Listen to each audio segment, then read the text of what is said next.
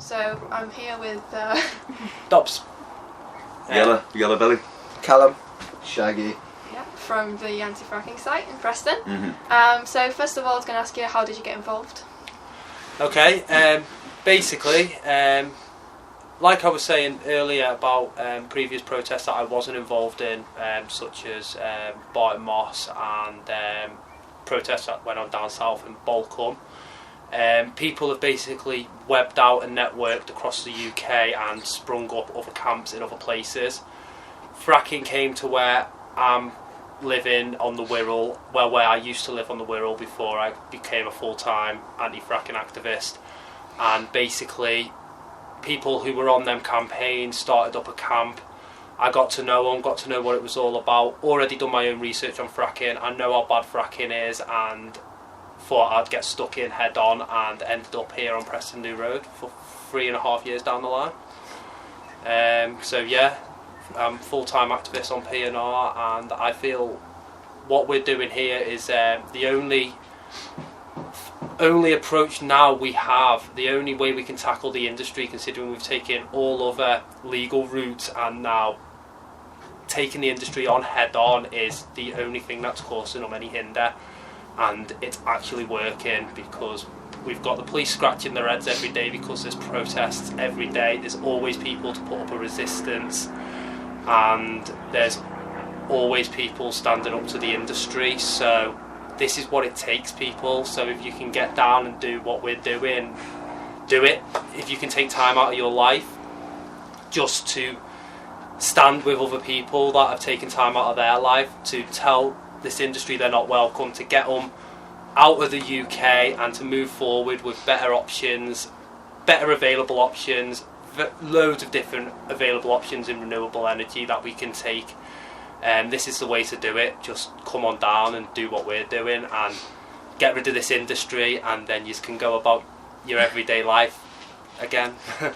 And you were saying earlier that the camp's completely renewable energy as well. This camp, we don't use any gas. We run all our electricity from solar, and we just want to set a good example by doing that. Yeah. Hi, I'm Yella. I've been here for nearly a year now.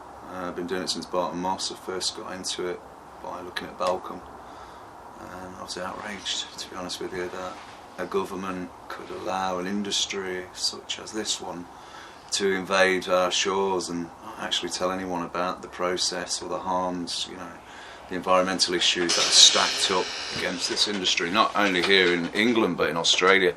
Quadrilla was in Australia, and they've committed no end of violations, human rights, environmental rights. So therefore I found it was important. I gave up my life, I gave up all my things. I have a daughter who's 14 now. She was at the time maybe 11. So I felt it was important, not just for our generation, but future generations. I've been arrested like most people here 13 times plus. Been across 12 campaigns across the north, into Wales. We were the first people to take land in Wales at a place called Boreholes. On the back of that, they temporarily put in a ban on fracking until it was redeemed safe and there was evidence to prove it. And so yeah, we played a big part in it, and these camps are the start of the whole process of resistance, to come to a camp which is, has the facilities, maybe not like what we're used to at home, but nevertheless they are renewable, they're safe, they might not work 100% of the time, but at least they don't cause any damage.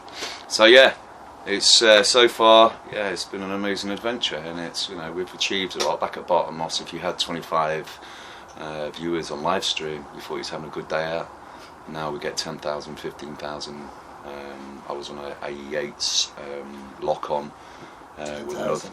Yeah, 70,000 totally. Yeah, at one time it was 10,000 people were viewing you on that live stream. Yeah, 10,000 Wow. at one time. Can I just add, the video we put out the other day hit 10,000 views in one day. In one day.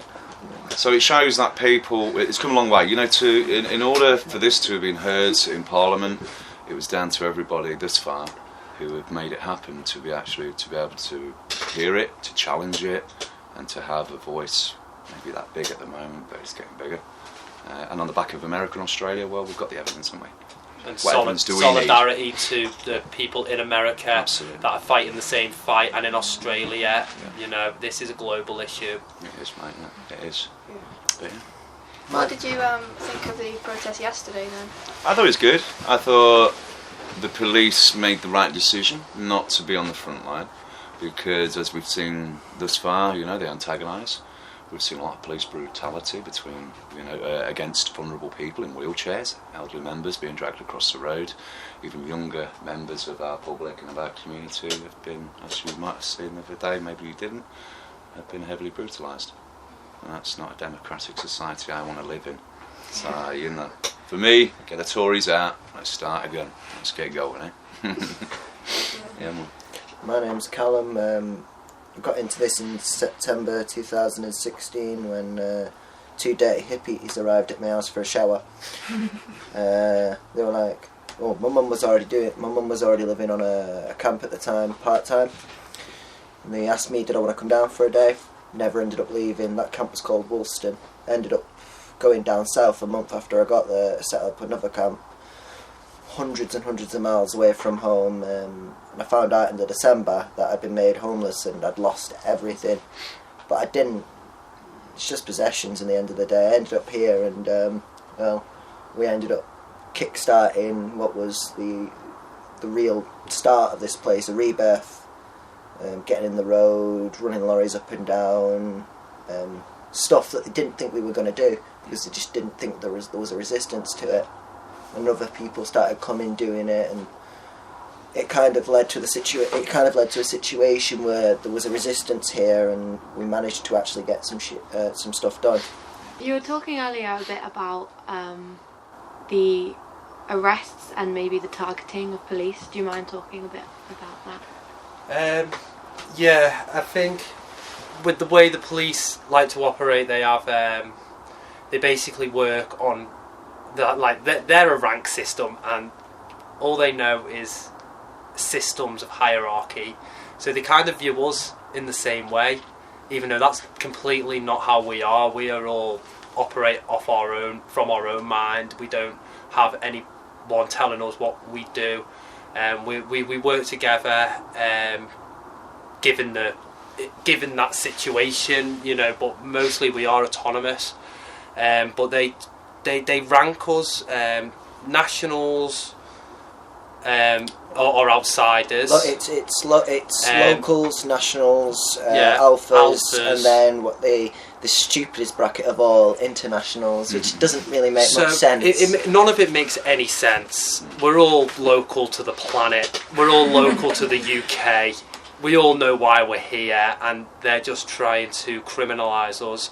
So they target the people who they are more fearful of, to get them out of the way, so they can have a more controlled protest. And they'll attack the same individuals day after day after day and arrest them day after day after day in an attempt to get bail conditions put on them. A lot of the time they've failed with this. They've not been able to make the charges stick. There's been some incidences where there was 2 instances where a person was taken to a police station 2 days on the bounce. The first day she was released at the station de-arrested by the custody sergeant. The second day they brought her back, she was de-arrested by the custody sergeant again because she was the first day arrested for pouring orange juice on the ground, and the second day she was arrested for lying on a grass verge. Right, but a phone was taken on the second day as evidence for something. So basically, when people get arrested, like I was saying earlier, when I was speaking to you, they don't always stick. Some of the times they don't even go to court, and that's a win for us. And it just makes the police look like more of a farce, and it shows how desperate they are to suppress peaceful protest. Yeah, it's interesting because Will Jackson brought that up in the interview we did as well. He was saying that they kind of like divide, like you say, the protesters into like the locals that have like a legitimacy to protest, and like the external sort of professional disruptors that just will protest for anything, sort of thing. And as if like they were nothing to do with the issue, like as if like fracking didn't harm anyone outside like a certain range in the area. So yeah, I don't know, what do you think about that? You've got to look at this industry, and you've got to look at the fingers it's got in pies. You know, when you look at our own government, Conservatives, when you look at our royal family, who have all pledged land for fracking, or hydraulic fracturing anyway, you kind of have to begin to wonder, you know, what is the investment, and how come nobody gets to hear about it. So yeah, you get all this targeting, you get police who want people out of the way. We're not internationals, we're not nationals, we're parents, we're brothers and sisters, and uncles and aunties, and that's what it is. In the planet we live on. Yeah. It's stereotyping It individuals, is. and it's addressing it to the populace that they want to control their minds. As crazy as that will sound to some people, the media is a very, very strong entity, and people will literally believe anything they hear. Not everyone. People are waking up, and we're very welcomed here by the local community. They want us to be here. They appreciate the help we're bringing to them, and it's also encouraged them to go out of their areas to help other people. We've had local people in this area that have travelled to Kirby Misperton, where there's another protest happening, and done the exact same there than what they're doing here. So, like you said, this fracking here affects places outside of this area. It's not just going to affect this area. The water travels. The gas. The gas goes into the air. The water rains on some other poor person that may not have fracking in their area. So it concerns everybody. The whole local national divide thing is it's really smart, because you fear other people that you don't know. Now, we do have a certain look about us, quite a few of us. We do have a certain way of being, and that can intimidate people. So the press and government and the council and the government and the police use that as a weapon. They focus on it. Because when we go into an area, we try and show people how to do how to use lock-ons, how to run lorries up a road. The whole thing is that if we don't exist in an area, they don't believe that the locals will step up, because the local is seen as banner waving, staying on the other side of the road, stuff like that. Fluffy protest. They see it as fluffy protest. While nationals, they pin all type of what we call spiky protest, which is actually stopping the lorries, putting the lock-ons, climbing wagons, stuff like that. Non-violent direct action. They pin that as just a bunch of anarchists, and you don't want to be like the anarchists. You don't want to do this. You want to do exactly as the government tells you, because the government tells you exactly right. It's a really smart tactic, because humans' minds are really fickle. If you keep on being told something's true, it becomes true in your mind. And also, corporate propaganda is there to serve only one reason, that's divide. So if we wasn't affecting them, they wouldn't be mentioned, as would they? So we're hurting them and the shareholders. Now, we don't want to hurt anybody. We just want people to understand that the investment you're making is not a good investment for every UK citizen. It has to be focused outside. It has to be focused on something, though. That's because people know that fracking's bad. If you focus hate on the protests instead, and focus all your media towards the protesters and how bad they are, and blame them for the problems like the traffic and injuries and the risk to police and dangers and stuff like that, then you're focusing that hate away. It's the very same as the arms trade. You keep the arms trade running because it's good for they say it's good for the country. It's the biggest economy in the world. But if you use that as so you sell weapons to someone, and they'll sell weapons to someone else who's your enemy, but now you're making money out of that, and that's how kind of the arms work, and that's kind of how this works. If you focus hate somewhere else, right, it means that people get distracted by that. They fail to see the actual issue. Mm-hmm. You were talking about the police and the media and the way that they want to separate the national and the local. Do you think that that's changed over your experience, the course of your time here? Do you think people have started to believe the sort of stereotypes less at all? Less, definitely less, because at the beginning they were using whenever the police had shut the road, it was our fault. We'd put lock-ons in the access way to the site, not going into the road at all.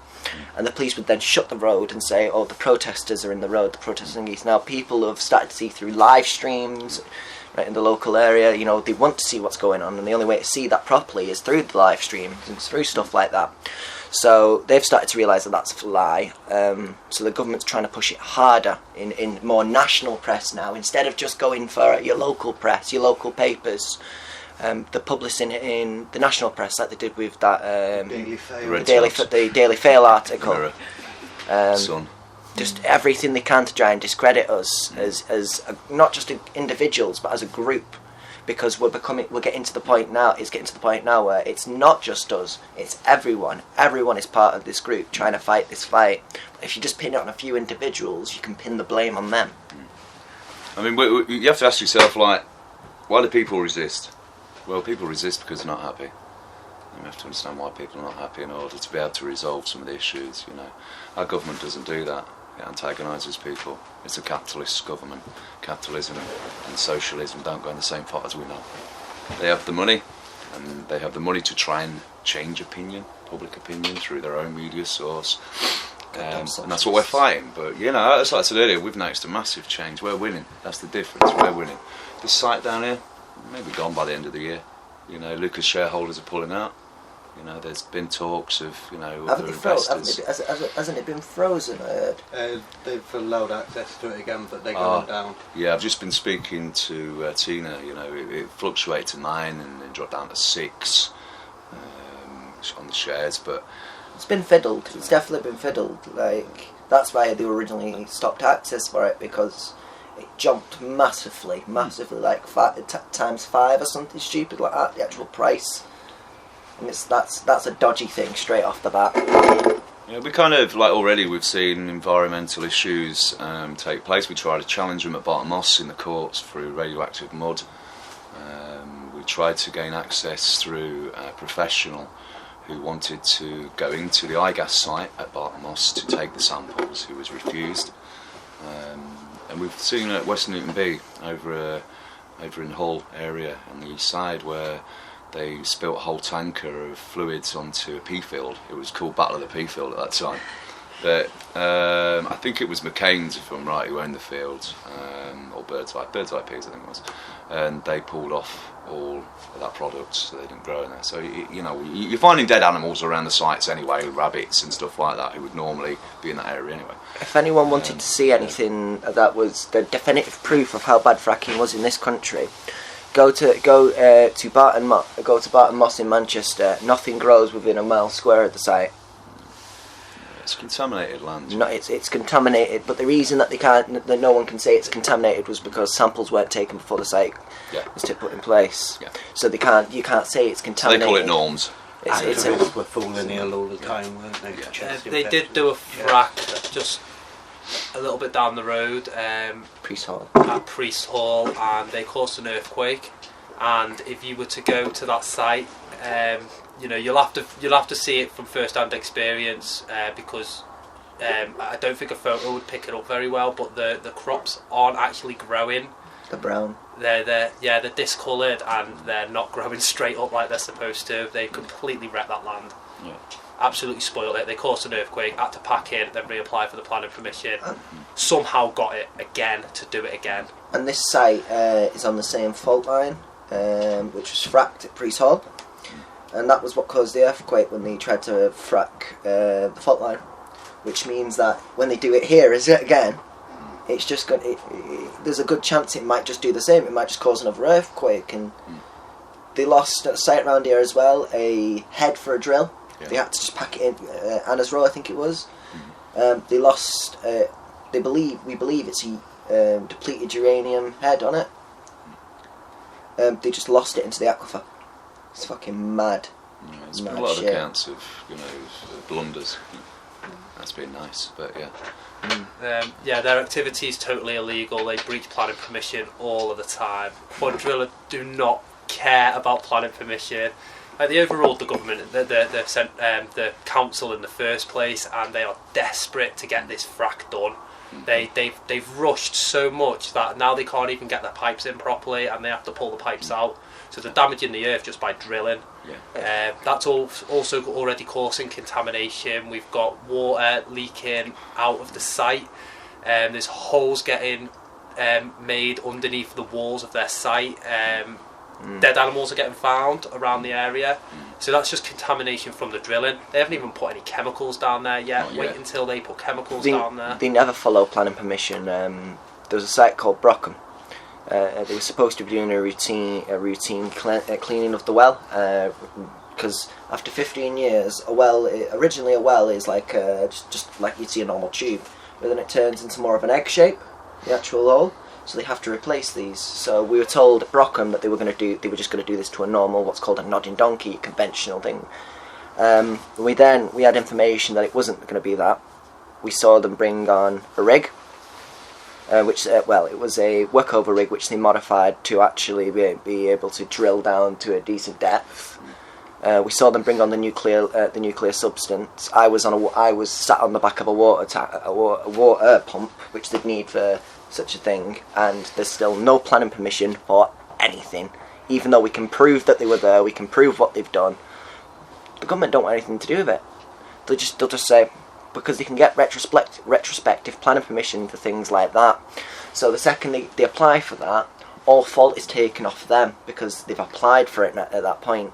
It's like people building conservatories and then just getting retrospective planning permission. It's the same for sites.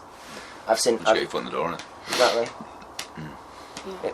And like the whole excuse is that, like, I think the UK government compared to like what's going on in America is that in the UK we actually do have the regulation, so what happened over there won't happen over here. Yeah, it's the same company, it's the same industry.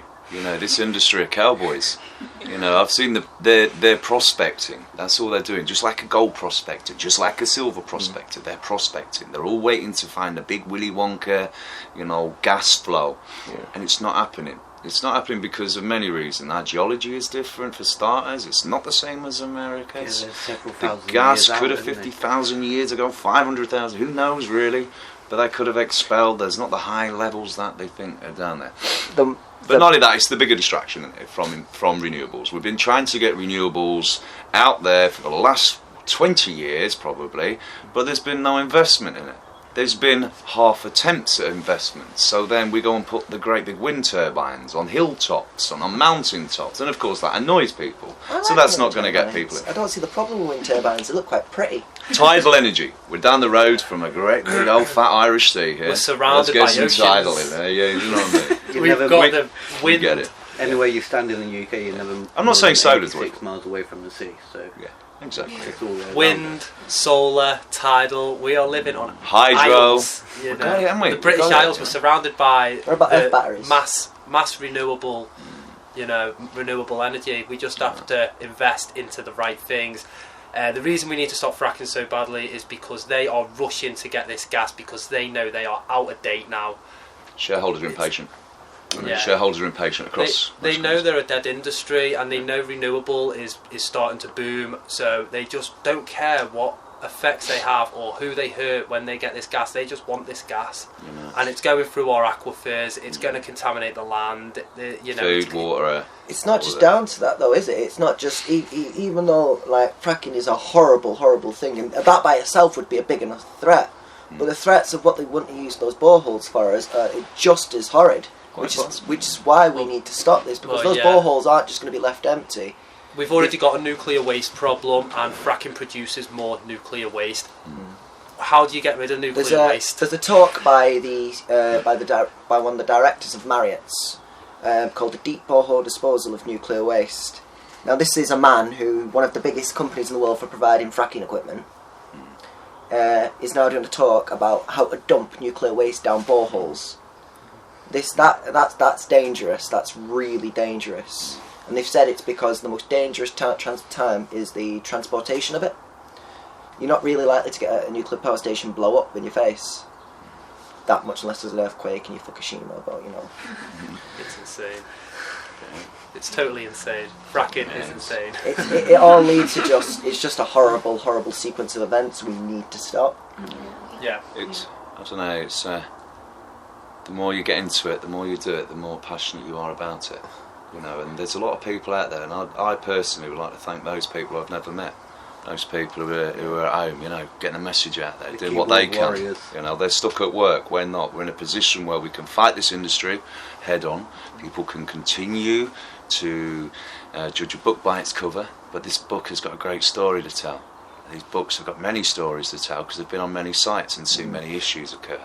So look, you know, it's like we said to people, this industry does not discriminate against one particular class of society. It discriminates against all classes. Whether you're rich, whether you're poor, we will all be affected by this, and if you're not affected upstream, as Dodsey says, you're going to be affected downstream. You are going to be affected. You know, we're calling for frack-free products. We're calling for our foods on our supermarkets to show frack-free labelling if this goes ahead, and that's the way we've got to do it. We've got to go to the supermarkets. Right? We've got to ask where our food comes from. Where is our food being produced? Where has it been grown? Is it near a frack site? How many miles away from the frack site? We need that information. We have information about what's in the food. Let's have information where it comes from, because now is so more important that we know. And I think if we can get the supermarkets to start questioning this, why people want this, then they are the power too in this country, because they own most of the land now anyway, the supermarkets. Yes, yeah. And we'll get there. We'll probably get there. Yeah, something else I wanted to ask you was about like the protesting techniques. Well, we've come a long way. I mean, I can only speak from Barton Moss, and I don't think there's anybody here from Balcombe, but I can speak from Barton Moss. It was the first time really at that level that anything nationally had been done since the CND and before. So therefore we turned up really not knowing a lot, only knowing what others knew, and you know, and tubes were a bit prehistoric looking, full of concrete, full of everything else lovely. But nevertheless, we learnt over time. You know, we've associated ourselves with other groups. We've learnt things along the way, and that's enabled us then to be able to show people in a positive, proactive way that, you know, what we're doing is non-violent. We're not a bunch of thugs. You know, we're not murderers and everything else. We're just normal people in society. We've got a few funny hairdos, I'm sure, but you know, we're just us. We're just us, you know. Well, Callum's got a funny hairdo. He just dreamt himself. You know, so it's that, you know, it's get on board, get empowered, look at the videos, you know, make your own mind up. I can tell you all day that fracking's bad, but unless you go out and research it, and knowledge is power, as the good old voice from Loki will tell you, right, that knowledge is power. Get out there and research it. We've had to, and we're still here. So, yeah. I think a lot of our creativity for what we do, and a lot of the actions that we do, aren't born out of just boredom.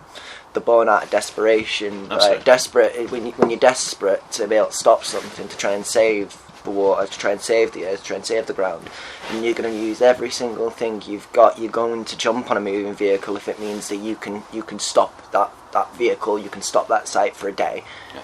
We're going to wait for the vehicle to stop before we get on it.